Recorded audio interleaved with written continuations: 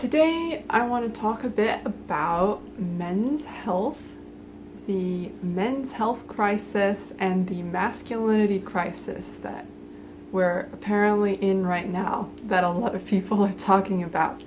I think about men's health, men's mental health, and masculinity a lot, and a thought that occurred to me recently was on the masculinity crisis and the connection to dignity, or the connection between men and dignity. I kind of realized there seems to be a real lack of opportunity, especially for young men, especially for men transitioning out of that kind of teen phase into the actually being men phase of life.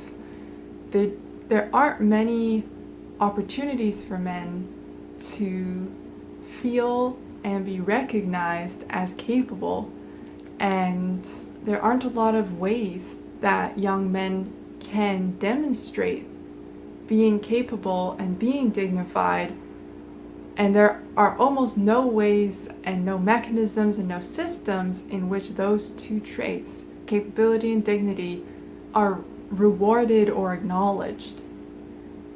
And I think that that's a big part of the masculinity crisis that people are talking about right now. Another aspect to this is that for such a long time now, for thousands of years, men's dignity and men's status and masculinity itself has been so largely dependent on the oppression, the subjugation, and the dehumanization of women. And so, in the absence of healthy, good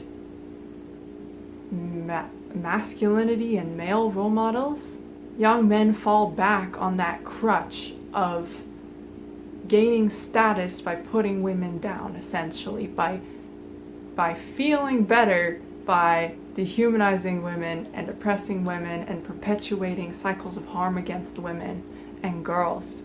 Because there are very, very few pathways to dignity, to being recognized and acknowledged as being capable, and thus having status and dignity within your peer group and within your wider community. And those paths that do exist are not widely accessible from what I've seen. This lack of self-assurance and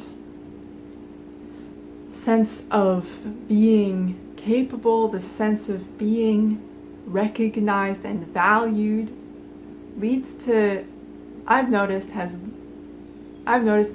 men going one of two ways, and sometimes oscillating between both, which is, one, they get macho and toxic. They harm and perpetuate the harm of women and children without that sense of capability and dignity and purpose. Men go the other way and become anxious, depressed, neurotic. And what both of these paths have in common is that they both lead to men being unable to be really good men and demonstrate that they are good men in their relationships to women, in their relationships to their families, in their relationships to their friends even. And very importantly, both of these roads, although one of them might be considered less aggressive,